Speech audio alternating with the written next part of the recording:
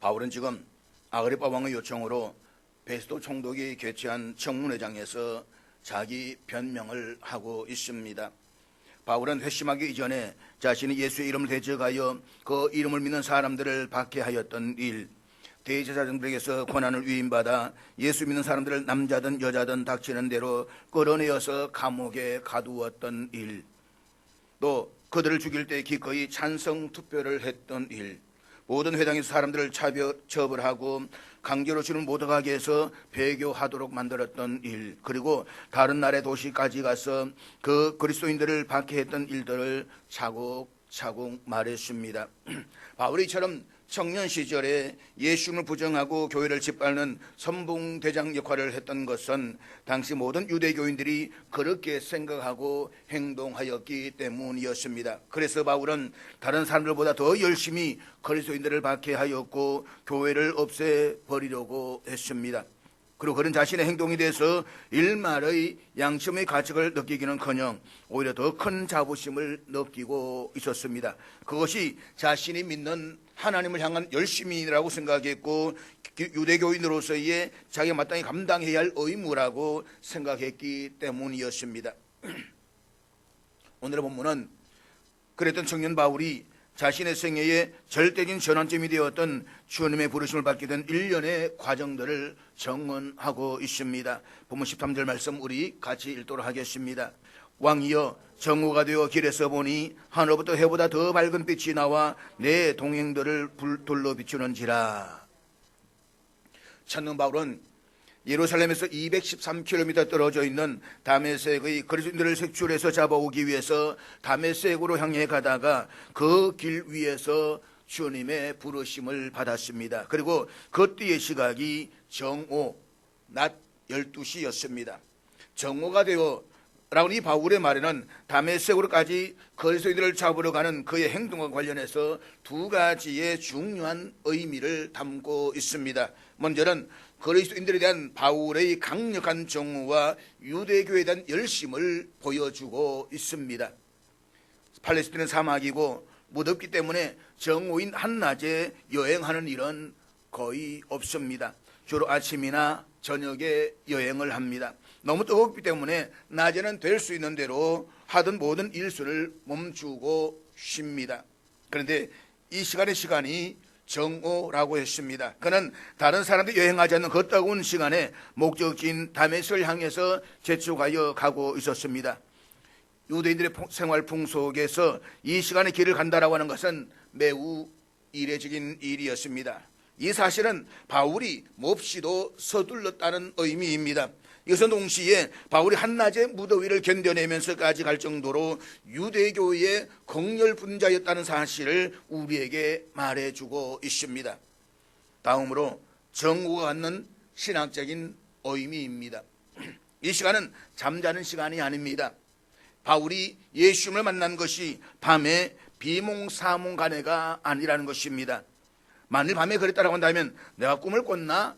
라고 그렇게 치부해버리고 말 것입니다. 그러나 꿈이 아니요 환상이 아니요 철학이 아닙니다. 정오요 한낮입니다.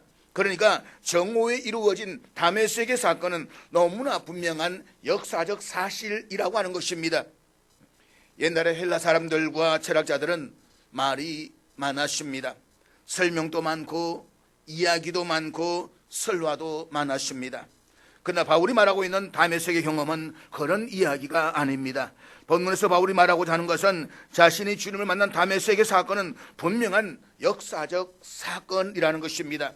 그런 점에서 우리는 깊이 생각해야만 합니다. 기독교는 사건적인 종교요 역사적인 종교입니다. 어느 누구의 깨달음이나 어느 누구의 철학이나 이데올로기가 아닙니다. 이것은 엄연한 실제적 사건입니다. 예수님께서 이 땅에 오신 사건, 그가 십자가에 못 박혀 죽으시고 3일 만에 부활하신 사건은 너무나도 분명한 역사적 사건입니다. 이 역사적 사건으로 말미암아서 이루어진 것이 교회요 우리의 신앙입니다. 그러므로 우리는 이 사실을 결코 잊지 말아야만 합니다. 역사적 사건에 신앙의 뿌리가 있습니다. 사실이 먼저라는 것을 잊지 말아야 한다는 것입니다. 정오의 때에는 태양의 빛이 가장 강렬하기 때문에 가장 무더울 뿐만 아니라 그때의 태양은 가장 눈부신 때이기도 합니다. 바로 그때 주님께서 하늘로부터 해보다 더 밝은 빛으로 바울과 그의 일행들을 둘러 비추셨습니다. 그 빛을 인해서 한낮의 땡볕을 뚫고 나아가는 바울과 그의 일행들은 모두가 땅바닥에 고꾸라졌습니다. 그리고 예수님께서는 그들 가운데 유독 청년 바울을 지목하셔서 당시 그의 이름인 사울을 부르시며 말씀을 하십니다. 본문 14절 말씀입니다. 우리가 다 땅에 엎드러짐에 내가 소리를 들으니 히브리 말로 이르되 사울아 사울아 내가 어찌하여 나를 박해하느냐 가시채를 뒷발질하기가 내게 고생이니라. 가시채를 뒷발질하기가 내게 고생이니라. 이 말은 헬라 사람들이나 이스라엘 사람들이 당시에 익숙한 풍속이고 하나의 속담이었습니다. 본문에서 가시채는 농부가 소를 모을 때 사용하는 약 2m에서 2.5m 길이의 막대기 끝에 뾰족한 쇠나 뼈를 박아 놓은 것입니다. 소를 들들여 가지고 처음으로 밭을 갈든가 혹은 달구지에다가 멍에를 메어 가지고 끌고 가든가 할 때에 소가 앞에 가고 농부가 뒤에서 따라갑니다. 그런데 소가 아직도 덜 길들여져서 순하지 않습니다. 그래서 농부의 말을 듣지 않고 골탕을 먹이려고 가다가 뒷발질을 해댑니다. 그때 고약한 버릇을 고치기 위해서 농부가 사용하는 방법이 바로 가시채라고 하는 것입니다. 그러니까 농부가 끝이 뾰족한 이 긴 막대인 가시채를 만들어서 소의 뒷발치 뒤끝에다가 묶어 놓습니다. 그런데 어리석고 성질이 고약한 소가 농부를 혼내려고 뒷발질을 합니다. 그러면 영락없이 자기가 가시채에 찔리는 것입니다. 소가 뒷발질을 하면 할수록 더욱 심하게 찔리고 상하게 되어서 극심한 고통을 당하게 될 것입니다. 주님께서 바울에게 지금 이 말씀을 하고 계시는 것입니다. 청년 바울은 그 가시채를 계속 걷어차고 있었습니다. 어쩌면 바울은 서대반의 설교가 그의 마음 깊은 곳을 찌르고 있었을 것입니다. 뿐만 아니라 서대반이 돌에 맞아 죽어가면서도 자신을 죽이는 자들을 향해서 저주하거나 그들의 하나님의 복수를 요청하지 않고 오히려 천사의 을과 같은 모습으로 그들을 용서하여 주기를 기도하는 그 모습에서 엄청난 양심의 혼란과 아픔을 경험했을 것입니다. 하지만 그는 여전히 그것에 대항해서 싸웠습니다. 그는 그의 마음을 찌르고 있는 것을 걷어찼습니다. 마치 소가 뒷발질을 하면서 가시채를 차는 것처럼 말입니다. 그리고는 위협과 살기가 등등해서 격분한 마음으로 다메섹을 향해서 달려가고 있었습니다. 주님께서는 그러한 바울에게 나타나셔서 네가 어찌 나를 박해하느냐 라는 질문과 함께 말씀하십니다. 가시채를 뒷발질하기가 네게 고생이니라. 그러니까 이제 그만해. 네가 나에게 반항만 할수록 네 고통은 더 심해질 뿐이야 라는 말씀이었습니다. 주위에 보면 복음 앞에 가장 격렬하게 반대하는 사람들을 볼 수가 있습니다. 그들은 자신들의 마음속을 두드리시는 성령의 부르심에 저항하면서 열심히 뒷발질하고 있는 사람들입니다. 내면 깊은 곳에서는 그것의 진심을 알고 있지만 왠지 그들은 그것을 인정하고 싶어 하지 않습니다. 그래서 더 강하게 저항하면서 뒷발질을 해댑니다. 그렇지만 그렇게 반항하면 할수록 가시채를 뒷발질하는 소처럼 그의 내면의 고통만 더 심해질 뿐입니다. 뒷발질을 하면 할수록 자기 손해입니다. 그렇기 때문에 주님께서 말씀하십니다. 버둥거리지 마라. 내가 너를 붙잡았다. 딴 생각하지 말고 따라와라. 뒷발질하다가 네가 당한다. 잊지 마십시오. 영원히 참된 안식과 평안을 얻기 위해서는 뒷발질을 그만두고 예수님을 구주와 그리스도로 영접하고 그분의 말씀에 전적으로 순종하는 것입니다. 그래서 인생은 하나님을 만날 때에 참된 평안을 누릴 수가 있는 것입니다. 그런데 가만히 보면 바울은 참으로 당돌한 사람입니다. 이런 정신없는 경황에도 반문을 하고 있습니다. 본문 15절 말씀인데 우리 같이 보도록 하겠습니다. 내가 대답하되 주님 누구시니까? 주께서 이러시되 나는 네가 박해하는 예수라. 예수를 본 적이 없는 바울은 하늘의 영광스러운 광경을 보면서도 그 모습, 그 목소리의 주인공을 알아보지 못했습니다. 그래서 그는 주님 누구이십니까? 라고 물을 수밖에 없었고, 주님께서는 그렇게 묻고 있는 바울에게 나는 네가 박해하는 예수다 라고 대답을 하셨습니다. 주님께서는 모든 사람들이 다 잠든 한밤중에나 해가 동트기 전인 미명에 아무도 모르게 바울에게 임하신 것이 아니었습니다. 주님께서는 일상의 삶에 몰두하고 있는 바울에게 공개적으로 임하셨던 것입니다. 그렇다면 그때 바울이 몰두하고 있었던 일상의 삶이 어떤 삶이었습니까? 그것은 온갖 수단과 방법을 다 동원해서 그리스도인들을 철저하게 짓밟는 것이었습니다. 그 바울의 주님께서 나는 네가 박해하는 예수라고 말씀하신 것입니다. 그런데 청년 바울이 실제로 박해했던 대상은 교회요 그리스도인들이었지 예수님이 아니었습니다. 그렇기 때문에 바울은 주님 말씀에 이렇게 대꾸하고 싶었을는지도 모릅니다. 내가 언제 주님을 박해했습니까? 나는 단지 예수 믿는 사람들을 박해했었지 예수님을 박해한 적은 한 번도 없었습니다. 그렇지만 예수님께서는 네가 어찌하여 나를 박해하느냐? 나는 네가 박해하는 예수라고 거듭 강조해서 말씀하십니다. 예수님께서 바울이 박해한 대상을 자기 자신이라고 분명하게 말씀하고 있는 것입니다. 주님의 그 말씀은 바울에게 엄청난 충격이었습니다. 자신이 그토록 그동안 부정해왔던 나세는 예수가 하나님께 약속하신 그 메시아 사실도 충격이었지만, 자신이 그동안 유대인들이 밤낮으로 간절히 소망 기다려왔던 그 메시아신 예수님을 자신이 박해해 왔었다는 사실도 충격이었습니다. 사실 바울은 그동안 예수님을 직접 박해했던 적이 한 번도 없었습니다. 그가 박해했던 대상은 단지 예수님을 메시아로 주장하는 그 사람들일 뿐이었습니다. 그러나 나는 네가 박해하는 예수라는 주님의 말씀을 듣고서야 바울은 누군가를 해치는 것은 곧 그 사람을 사랑하시는 주님을 해치는 범죄 행위임을 깨달았습니다. 자신이 그동안 지극히 당연하다고 생각했던 그 행위가 하나님 앞에서는 가장 큰 죄악임을 깨달았던 것입니다. 우리 이 사실을 통해서 예수님이 당신의 교회와 자신을 얼마나 밀접하게 동일시하시는지를 알 수가 있습니다. 교회에 대한 어떠한 핍박도 그것은 바로 예수님에 대한 핍박입니다. 성도들에게 손을 대는 것은 곧 예수님께 손을 대는 것과 같습니다. 예수님께서는 70명의 제자들을 전도대로 파송하시면서 이렇게 말씀하셨습니다. 너희를 저버리는 자는 곧 나를 저버리는 것이다. 그러니까 예수님께서는 우리 성도들을 당신과 동일시하심으로써 완전히 하나로 보십니다. 그래서 성경에는 우리는 그리스도의 몸이요 지체의 각 부분이다 라고 말씀하고 있는 것입니다.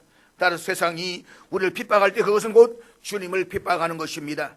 세상이 우리를 적대시할 때 그것은 곧 주님을 적대시하는 것입니다.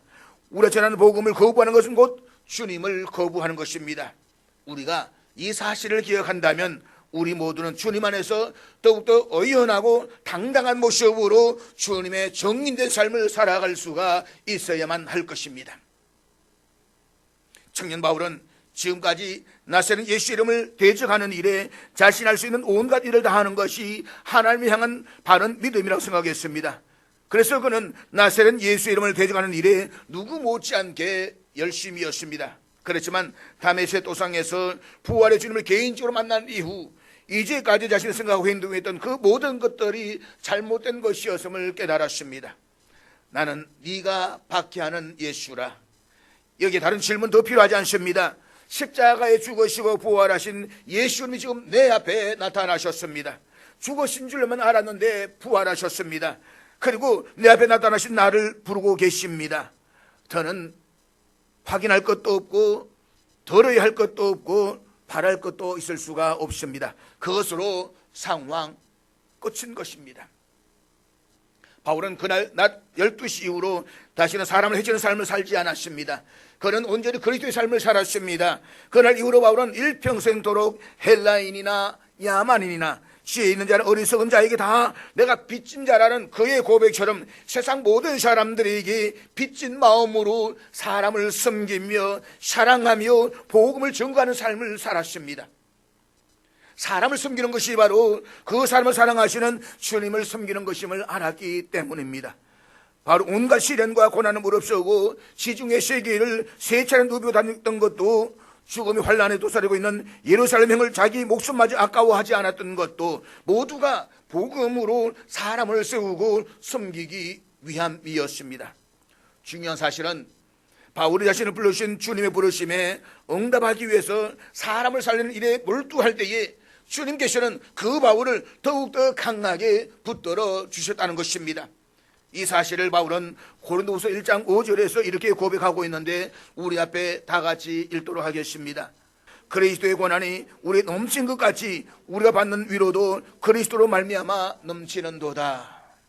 본문에서 바울은 자신이 겪는 고난을 통해서 그리스도의 고난을 체험한다라고 했습니다. 바울은 다메섹에서 부활의 주를 만난 이후 복음을 전거하다가 루스드라에서 유대인들로부터 돌에 맞아 거의 죽을 지경에까지 이르렀습니다. 그런가 하면 빌립보에서는 귀신 들린 요정을 낫게 해주었다가 도리어 그를 고소한 사람들에 의해서 심한 매를 맞고 투옥되기도 했습니다. 바울은 그러한 고난이 지나간 과거의 일이 아니라 일평생 항상 그림자처럼 따라다녔습니다. 그렇지만 바울은 그리스도의 고난을 피하려고 하지 않았습니다. 그 이유는 고난이 심하면 심할수록 그리스도로 말미암은 위로가 더 깊이 임한다는 사실을 경험했기 때문인 것입니다. 바울은 자신을 불러주신 주님의 부르심의 응답에서 사람을 섬기는 삶에 몰두할수록 그의 심령 속에는 주님의 위로와 격려가 넘쳐났습니다. 당연하지 않겠습니까? 바울이 사람을 섬기는 삶에 몰두한 것은 그 사람을 사랑하시는 주님을 섬기기 위함이었는데 어떻게 주님께서 그 바울을 더 강하게 붙잡아 주시지 않겠습니까? 주님께서는 당신의 생명과 사랑으로 바울을 더 강하게 붙들어 주심으로써 바울을 위로해 주셨고 바울은 그 주님을 힘입어서 더더욱 사람을 섬기고 복음을 전거하는 삶을 살았습니다. 그렇게 함으로써 바울은 로마에서 순교로 죽을 때까지 세상을 살리는 주님의 통로로 귀하게 쓰임 받을 수가 있었습니다. 사랑하는 여러분, 죽기까지 자신을 내어주신 우리 주님은 고난받는 성도들을 지키시며 위로하시는 분이십니다. 우리가 이웃을 섬기며 주님의 복음을 전거할 때에 주님께서는 우리의 심령 깊은 곳에 말할 수 없는 기쁨과 위로를 주십니다. 그러므로 우리를 격려하시고 위로하시는 주님을 힘입어서 더 많은 사람들을 섬기며 주님의 복음을 전거하는 우리 모두가 될 수 있기를 주의 이름으로 축복합니다. 그런데 예수님께서는 바울을 부르시되 그저 아무런 목적도 없이 부르신 것이 아니었습니다. 예수님께서는 바울에게 앞으로 그가 예수님 안에 살아갈 새로운 삶의 비전에 대해서 구체적으로 말씀해 주고 있습니다. 그렇다면 주님께서 바울을 불러내셔서 그에게 주신 새로운 삶, 새로운 비전이 무엇입니까? 첫째로 바울로 하여금 주님의 종과 정인으로 살아가기 위함이었습니다. 본문 16절 말씀 우리 같이 보도록 하겠습니다. 일어나 너의 발로 서라. 내가 네게 나타난 것은 곧 네가 나를 본 일과 장차 내가 네게 나타날 일로 너로 종과 정인을 삼으려 함이니. 우리말로 종이라고 번역된 헬라어는 배 밑창에서 노를 젓는 노예를 말합니다. 당시 배 밑창에는 바깥을 내다볼 수 있는 창문이 없었습니다. 종은 자기가 노를 젓고 있는 배가 어느 방향으로 가는지 알지 못합니다. 그에게는 자기 결정권도 없습니다. 단지 그는 고수가 치는 북소리의 속도에 맞추어서 힘과 의지를 다해서 노를 저을 뿐입니다. 자신이 노를 젓는 배가 어느 방향으로 어느 정도의 속도로 나가야 하는지 그리고 어디에 정박해야 하는지 그것은 전적으로 선장의 소관입니다. 바울은 그런 종으로 예수님의 부르심을 받았습니다. 그리고 정의는 자신의 정언에 대해서 자기 생명을 거는 사람입니다. 요즘 법정이나 청문회장에서 위정 문제가 많이 대두되고 있습니다. 위정은 진실을 은폐하려는 거짓일 뿐 정인의 정언일 수가 없습니다. 정인은 자신이 아는 진실을 지키기 위해서 생명을 거는 사람이기 때문에 어떤 경우에도 위정이 있을 수가 없습니다.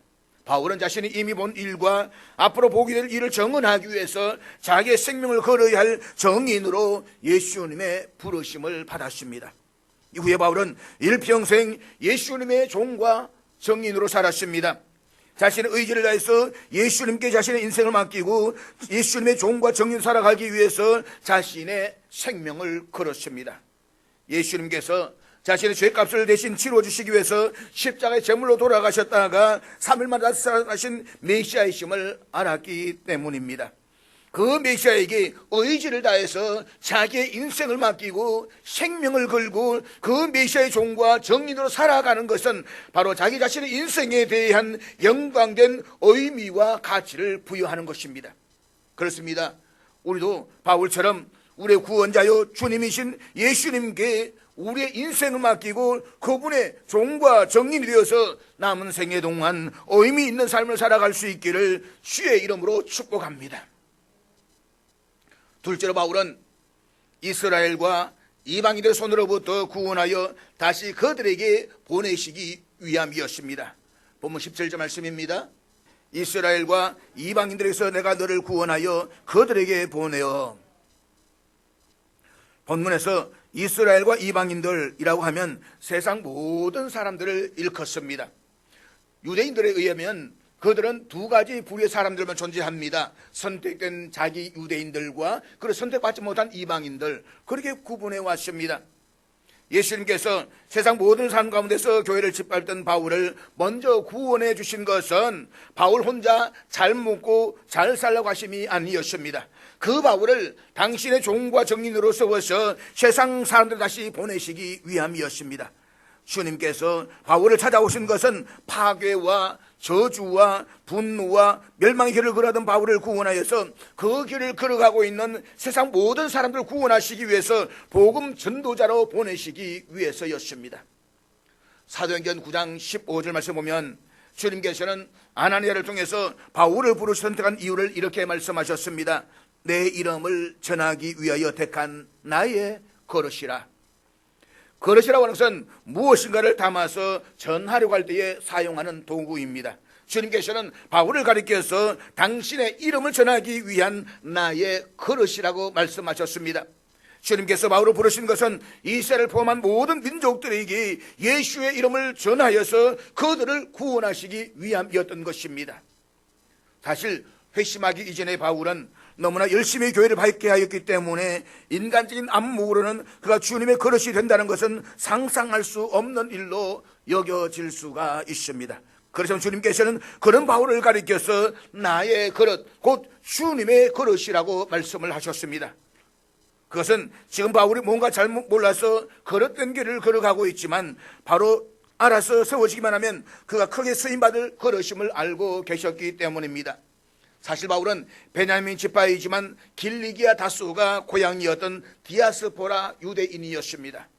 이방 지역에 태어나서 자랐고 이방인의 문화와 이방인의 언어를 가장 잘 알고 있었던 사람이었습니다. 그래서 주님께서는 자신의 이름을 많은 사람들에게, 특히 이방인들에 전하게 하려고 이방인 선교에 가장 준비가 잘 되어져 있었던 그 바울을 당신의 그릇으로 선택하시고 부르셨다는 것입니다. 사랑하는 여러분, 우리가 그렇습니다. 우리 세상 속에서 죄인들 가운데 살았습니다. 버림받은 삶을 살았습니다. 내 성질대로 살았습니다. 내 의지가 이끈 대로 살았습니다. 그런데 주님께서 그런 우리를 부르셔가지고 세상 속에서 건져내셔서 성도로 부르셨습니다.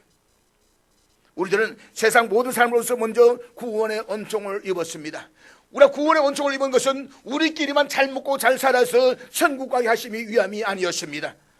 우리를 통해서 믿은 세상 사람들 구원하시기 위해서 오늘 저와 여러분들을 먼저 부르셨다는 것입니다.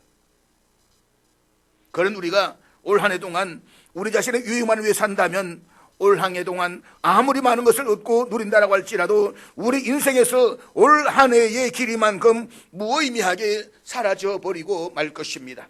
하지만 우리가 무엇을 하든 세상 사람들을 위한 예수님의 종과 정인으로 올 한 해 살아간다면 우리의 인생에서 올 한 해는 사라지지 않고 돈으로 살 수 없는 소중한 인생 경륜과 신앙 경륜으로 축적될 것입니다. 그러므로 우리도 믿지 않는 세상을 향해서 복음을 증거하고 추구하는 하는 영혼들을 구원하여 살리는 주님의 종과 정인된 삶을 살아갈 수 있기를 주의 이름으로 축복합니다. 셋째로 세상 사람들의 눈을 뜨게 하기 위함이었습니다. 본문 18절 말씀인데 우리 같이 보도록 하겠습니다. 그 눈을 뜨게 하여 어둠에서 빛으로 사탄의 권세에서 하나님께로 돌아오게 하고 죄사함과 나를 믿어 거룩하게 된 무리 가운데서 기업을 얻게 하려라 하더이다. 이 본문의 말씀은 다음 주일에 좀 더 심도 있게 제가 살펴보려고 할 것입니다. 그런데 이 본문에서 우리말로 눈을 이라고 번역된 헬라어는 복수형으로서 눈더를 이라는 뜻입니다. 그리고 뜨게 하여라는 말은 비유적으로 영혼의 눈을 여는 것을 나타냅니다. 따라서 이 말씀은 세상 사람들이 메시아신 예수님에 대해서 눈들을 뜨게 해주는 것입니다. 그러므로 주님께서 바울을 당신의 종과 정인으로 세상 사람들까지 보내시는 것은 하나의 눈으로 보는 이 현실만 보는 영적인 소경인 그들의 눈을 뜨게 해주셔가지고 구원의 진리를 보게 하며 하나님께로 돌아올 수 있도록 하시기 위함이라는 것입니다. 사랑하는 여러분, 하나님이 창조하신 이 세상은 단면적인 면이 아닙니다. 이 세상은 멀고 가까운 원근과 높고 낮은 고저, 크고 작은 대소가 입체적으로 얽혀져 있습니다. 눈에 보이는 현실 세계가 있는가 하면 그 너머에 보이지 않는 영원한 세계도 있습니다. 그렇기 때문에 단 하나의 왜 눈으로만 속에 살아간다면 속에 감추어진 본질은 고사하고 겉으로 드러난 눈앞의 현상조차도 제대로 볼 수가 없습니다. 그래서 하나님께서는 우리 인간에게 두 개의 눈들을 주셨습니다. 따라서 하나님 믿는 사람들은 하나님께 주신 두 눈들을 지니고 한 눈으로는 보이는 눈앞의 현실을 직시하면서 또 다른 한 눈으로는 그 너머에 보이지 않는 하나님의 섭리를 볼 수 있어야만 합니다. 그런데 보편주 사람들은 두 눈들을 가지고 있으면서도 현실만을 보는 하나의 눈만으로 살아가고 있습니다. 두 개의 눈들을 지니고 있어도 눈앞에 보이는 현실에만 집착하며 살아가는 것은 두 눈들을 지닌 외눈 파기와 같은 것입니다. 그렇습니다. 여러분, 이 땅에는 눈에 보이는 것만이 전부가 아닙니다. 눈에 보이지 않는 것들이 훨씬 더 많이 있습니다. 인생은 이 땅에 살다가 죽음으로써 모든 것이 끝나는 것이 아닙니다. 죽음 이후에는 하나님의 심판과 영원한 세계가 있습니다. 그것은 영원한 천국과 영원한 지옥입니다. 그런데 세상 사람들은 이것을 보지 못하고 있습니다. 그들은 자신의 영적 상태를 보지 못할 뿐만 아니라 그들의 죄의 궁극적인 결과들에 대해서도 보지 못합니다. 무엇보다 사탄이 많은 사람들을 진리에 대해서 눈을 멀게 합니다. 이런 사람들은 육신의 정욕과 안목의 정욕과 이생의 자랑과 같은 그릇된 것에 열심을 낼 수밖에 없습니다. 그렇기 때문에 우리는 두 눈들을 지니고서도 외눈박이로 살아가는 불쌍한 세상 사람들에게 진리의 말씀으로 두 눈을 뜰 수 있도록 도와주어야만 합니다. 그것은 하나님께로 돌아와 하나님의 은혜로 두 눈들을 뜨게 하는 것입니다. 그래서 영안의 눈이 열려서 어두운 세상의 사람들에게 두 눈들을 열어서 그들로 하여금 구원의 진리를 보게 하며 하나님께로 돌아와 예수 그리스도 안에서 영원한 생명의 복락을 누리게 해 주어야 하는 것입니다. 하나님께서 두 눈들을 주심에도 불구하고 외눈박이 한쪽 눈으로만 보고 살아가는 세상 사람들은 어둠 속에서 살면서도 자신이 어둠 속에 갇혀있다는 사실을 인식도 하지 못했습니다. 사탄의 속박에 매여 살면서도 자신이 사탄의 노예라는 사실조차도 자각하지 못했습니다. 그래서 예수님께서 세상 사람들에게 바울을 보내셔서 눈들을 뜨게 하여 어두움에서 빛으로 사탄의 권세에서 하나님께로 돌아오게 하셨습니다. 어둠 속에 사는 사람들이 빛을 향해서 눈을 떠야 자신이 어둠 속에 있다는 사실을 알게 됩니다. 사탄의 속박에 매여있는 사람이 하나님을 향해서 눈을 떠야 자신이 사탄의 노예로 살았음을 비로소 자각하게 되는 것입니다. 청년 바울은 거리소인들을 받게 하였고 그래서 궁극적으로는 예수님을 받게 했습니다. 바울의 이와 같은 행동은 하나님의 뜻을 거스르는 참으로 흉악한 행동으로서 심판을 받아 마땅한 것입니다. 그렇지만 예수님께서는 땅바닥에 꼬라져 있는 바울이 계속 그 길을 가도록 내버려 두시지 않았습니다. 오늘 예수님께서는 땅바닥에 고꾸라져 있는 바울을 향해서 명령하십니다. 일어나 너의 발로 서라. 주님의 이 명령은 다시 일어나서 교회를 짓밟는 옛삶을 계속하는 말씀이 아니었습니다. 그럴 때는 옛삶에서 벗어나서 죄와 욕망과 어둠과 죽음의 억압에 갇혀있는 세상 삶을 구원하는 주님의 종과 정인으로 새로운 삶을 살라는 명령이었습니다. 예수를 부정하는 청년 바울, 교회를 썰어버리고 야수처럼 날뛰던 그 복도가 어떻게 그렇게 새로운 삶을 살 수가 있겠습니까? 예수님께서 그렇게 살라라고 명령하시기만 하면 그것이 가능해지는 것입니까? 청년 복도 바울을 죽음과 죄악이 흐르는 삶에서 일으켜 세우신 예수님께서 그가 당신의 종과 정의로 살아갈 수 있도록 당신의 손으로 계속 붙드시고 이끌어 주실 것인즉 지금부터 그렇게 살아가라는 명령이었습니다. 만약에 예수님께서 당신을 부정한 그 청년 폭도 바울을 먼저 찾아가셔서 당신과 동행하는 새로운 존재로 그를 일으켜 세우지 않으셨다고 한다면 어떻게 되었겠습니까? 아마도 유대교의 엘리트였던 청년 바울은 누구보다 투철한 사명감으로 일평생도록 예수를 부정하면서 교회를 짓밟기를 천직으로 삼고 살았을 것입니다. 그 열심으로 바울은 분명히 유대교에서 최고 지도자들을 꿰찼을 것이고 대제사장들처럼 하나님의 이런 빙자에서 부귀 영화를 누리며 살았을 것입니다. 그러나 그것은 죄악의 사슬에 얽매인 길이요, 사리를 분별하지 못한 근시안의 길이요, 자기 욕망의 억압 속에 갇힌 길입니다. 결국 그 길은 영원한 죽음과 형벌로 이어지는 절망과 저주의 길입니다. 그 어긋난 길 위에 있는 청년 폭도 바울에게 예수님께서 먼저 찾아가 주시고 당신의 종과 정인으로 살아갈 수 있게끔 그를 붙잡아 일으켜 세워주신 것입니다. 청년 바울이 해보다 더 밝은 예수님 빛 앞에 휩싸여서 땅바닥에 꼬꾸러지는 순간 그의 옛사람은 예수님 안에서 죽었습니다. 그 길과 예수님 안에서 바울에게 주어진 새로운 현재와 미래 속에서 무의미했던 지나간 자신의 과거 시간마저 새로운 의미로 되살아날 수가 있었던 것입니다. 이후로 바울은 누구보다도 앞장서서 예수를 부정했던 헛된 삶을 버리고 자신을 구원해 주신 예수님을 위해서 누구보다도 뜨겁게 살았습니다. 심지어 예수님을 위해서라면 자신의 생명조차 아까워하지 않았습니다. 이처럼 예수님 안에서 바울의 과거와 현재, 미래가 단절되지 않고 한데 어우러짐으로써 바울은 성경을 통해서 우리가 아는 그 바대로의 위대한 사도 바울이 될 수가 있었습니다. 열해가 지난 후에 바울은 빌립보서 3장에서 이렇게 말씀했습니다. 나는 아직 내가 잡은 줄로 여기지 아니하고 달려가노라. 바울은 살아있는 동안 사람을 세우고 영혼을 살리는 복음 전가하는 일을 결코 멈추지 않았습니다. 그는 일평생 오직 주님만을 높이고 오직 주님의 종으로만, 오직 주님의 정인으로만 살았습니다. 그것이 바울이 일평생 걸어가야 할 사명이었습니다. 간혹 보면 사람들은 자신의 삶 속에서 경험했던 하나님의 일에 대해서 과거 시제로 말을 하는 것을 들어야 할 때가 있습니다. 그들 10년 전, 15년 전에 주님께서 자기 행하신 일들을 아주 흥분해하면서 이야기합니다. 내가 말입니다, 과거에 이랬습니다, 10년 전에 이렇게 했습니다, 그 이야기들을 해대고 있는 것입니다. 그렇지만 그것은 언제나 지나간 과거의 시간일 뿐이었습니다. 사랑하는 여러분, 중요한 사실은 지나간 과거가 아니라 오늘 지금입니다. 주님께서 지금 오늘 여러분에게 어떤 일을 행하셨습니까? 여러분 최근에 주님과 어떤 만남을 가지셨습니까? 여러분은 지금 어떤 자세로 주님 앞에 서 계십니까? 잊지 마십시오.